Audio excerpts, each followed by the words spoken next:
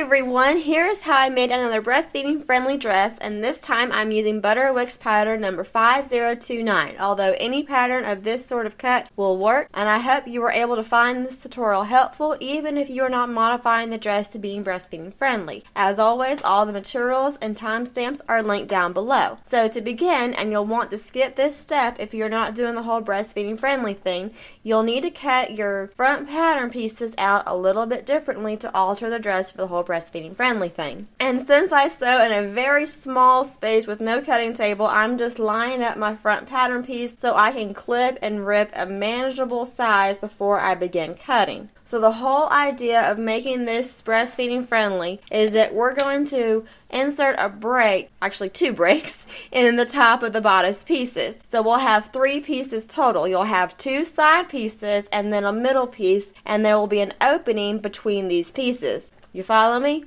I'm marking a spot on the bodice that would be convenient to have an opening for breastfeeding. And there's going to be a range of acceptable places for this, but I am making sure that my mark is inside of that strap, since I don't want to cut the strap into 2 pieces. That's kind of the only rule. Just try to avoid cutting that strap into 2 pieces, since that'll be a hot mess and a hurry to sew together. And I also want the strap I just want the strap of the dress to remain in one piece and then to have the opening on either side of that strap. I hope all this is making sense. So once I have my openings marked, I'm going to cut my line, giving myself 1/2 inch of extra fabric. And this 1/2 inch needs to be added to both sides of that cut mark.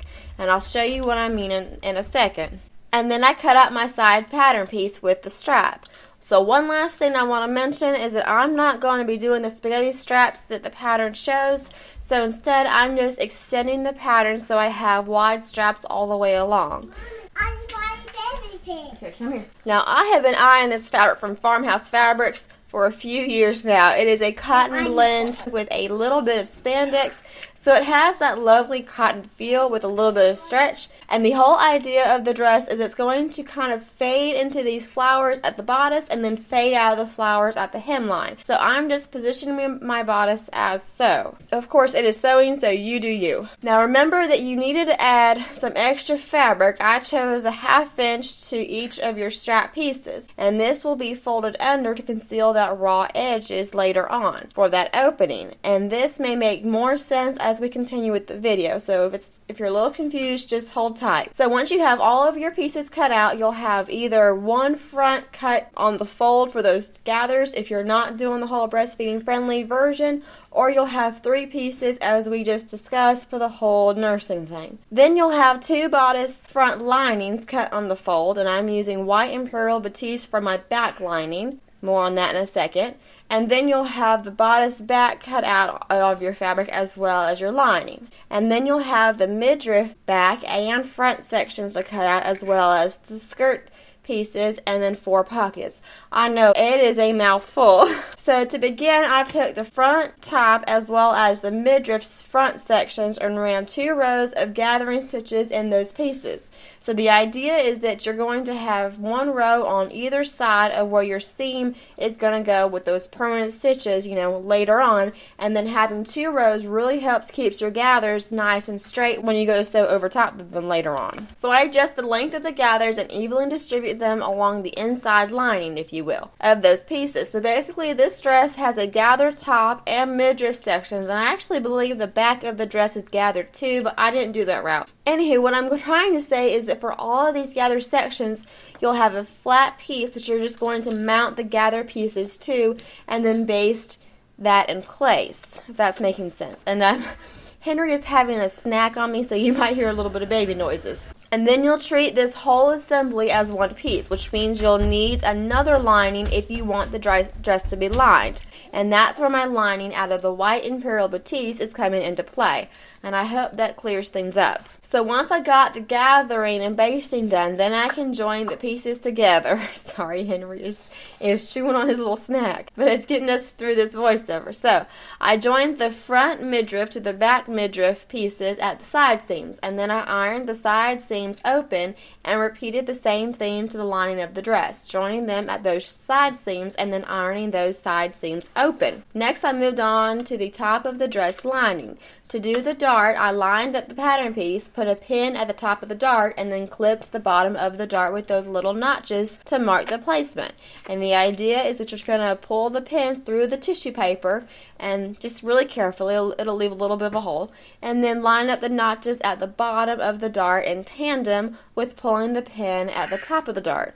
And then the dart is just a matter of connecting, two lines, or 2 points make a line between the notches and that pin. It's as easy as pie. Now, if you're making the regular version without modification for breastfeeding, then you'll continue the gathering concept to the top of the dress that we just went over for the midriff. You'll gather all the necessary sides and then baste them to that first lining piece. But if you are making this for breastfeeding friendly, then you'll need to finish the raw edges for the opening between the 3 pieces. So to do that, I just folded the raw edge under twice, about 1/4 inch. That's where my 1/2 inch from earlier, that 1/2 inch that I added onto, came into play. And then I just stitch across it. So for now, I'm just going to overlap those finished folded edges and then baste them into place. As you can see, I am just having them overlap. I figure that makes things easier when it's time to nurse, but by all means, pin these pieces together and try it on and see how things are aligning with your bust. And then baste the 3 pieces into place. So I'm basting them into place using gathering stitches. For the next step, I'm just really combining 2 steps. Of course, you are more than welcome to tack these sections together and then do the rows of gathering stitches in the next step. Like I say, it is sewing, you do you. Next, I gathered up all of those sections and started to block off the gathers to match the lining section. But since this is the breastfeeding friendly version that I am making, I'm only going to have 1 lining out of the white Imperial Batiste and then this pretty floral fabric for my dress. I'm not going to add another piece to base my gathered top to. I hope that's making sense. Instead, I lined the floral dress fabric to the white lining and then see where those 2 openings are going to hit the lining. Then I cut the lining at these places, and I simply run the raw edge through my serger to enclose those edges. Notice how I'm not removing any fabric when I pass this through my serger. I am simply having my serger wrap those raw edges up. So moving on to the skirt, I first serged the outside curves of my pockets. And do not be intimidated about putting pockets into your dress. They are really quite simple to do and of course adorable, but seriously so helpful, especially if you are a mama of little ones. So to add the pockets, simply put the flat edges together with right sides together and then sew the pockets to the skirt. And you'll do this for all 4 pockets. 2 sides to each pocket and 2 pockets total, so 4 sides total. Are you with me? Next, I like to serge all those 4 sides to the skirt from the top of the skirt all the way around the bottom of the skirt. And due to adding pockets to the skirt, this is the cleanest way I've found to enclose the sides of the skirt. Now, yes, it is going to be a fully lined dress, but I like to do these little things. To each their own, like I say, it is sewing, you do you. So I ironed everything so it's pointed towards the pocket. And then I lined up the skirt front with one of the skirt backs. And to keep that pocket from shifting while sewing, I like to pin in 3 places. 1 pin at the top of the pocket, another pin at the bottom of the pocket, making sure that the opening of that pocket is the same length on both sides. I just like to run my hand across just to make sure everything is lining up and it's the same length. Otherwise, you will have a gap and your pocket will just not sit correctly. And then the 3rd pin at the curve of the pocket. And then I sewed everything together. I began at the top of the skirt, sewing down about 1 inch, and then I put my needle down, pivoted to sew across the top of the pocket, and again I put my needle down and then pivoted to sew around the curve of the pocket. And once I pass over those seams, the seams of the pocket, then I put my needle down and pivot to continue sewing down the skirt side. And you can backstitch here to add a little bit more support to the bottom of the pocket if you wish, and then just continue to sew the rest of the side together, and then rinse and repeat for the other side of the dress, and then you got yourself 2 pockets. Isn't that exciting? It is very important to make sure the pockets face the front of the skirt. You do not want to sew your pockets to the back of the skirt unless your arms are on backwards, but seriously, Speaking from experience, when I was in way too quick of a rush making a dress back in college, I always baste the top of my pockets now in place on the front of the skirt just for safe measure. Now in this case, I'm going to pin the top of the pockets into place and then baste them using the 2 rows of gathering stitches, again combining 2 steps into one because now you want to gather the top of your skirt. So once you have the 2 rows of gathering stitches across the top of the skirt, then you can pull those gathers to match the midriff area. So sometimes you run into this little issue when having pockets on the dress with a gathered skirt that you'll kind of need to skip over the pockets since it becomes too bulky for the gathering threads to pull through them. So to get around that, I carefully cut the threads and then just pull some length out and continue to gather. So when it comes to sewing the pocket section of the skirt to the bodice, I will just bunch up, just kind of like manually bunch up a little bit to create gathers in that area, and I will show you that more in a second. So I pin the gathered skirt to the midriff, making sure to line up the side seams of the midriff to the side seams of the skirt. And then I just sew from one center back all the way around that waist to the other center back. Now when I get to a pocket, like I said, I just sort of manually put in some gathers into that area and then carefully sew across, just to sew those into place. So if your fabric though is super fine, you're not going to have this issue, but such is life, I'd rather have the pockets, And now to finish that bodice area, I added the back of the bodice to the front of the bodice, sewing those together at the side seams. And I do think the back of the bodice is supposed to be gathered like the front, but I just omitted that route. Like I say, it is sewing, you do you. Then I put the dress bodice aside and moved on to the lining of the bodice. Because I'm doing the breastfeeding friendly version, I just have these 2 openings in my lining as we discussed earlier. And I'm just going to zigzag so those serge edges are just touching but not overlapping. I'm doing this at the top of the opening as well as the bottom of the opening. And then I sew the back of the lining to the front of the lining at the side seams. At this point I tried the dress on to see how long to make those straps. As you may remember, I changed the pattern from spaghetti straps to these wider straps.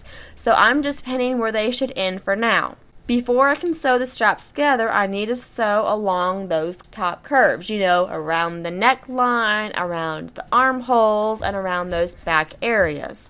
But I needed to see the length of the strap since I'm going to start and stop, about 2 inches below where the straps are going to be sewn together. And if this is confusing, just keep watching and everything should clear right up. So I sew along the back neckline, stopping about 2 inches below where the future seam of the strap is going to be. And then continuing around, I do the same thing as I sew under the armhole areas, and I continue the same concept around the front neckline. I think y'all get the drift, I hope at least. So moving right along, I clip those curves and understitch all of those areas. Now, I will say that normally understitching does the trick, but with all these gathers, it would have been better to top stitch instead. I need to go back over and correct this error as you see in a bit. I'll show you what I mean.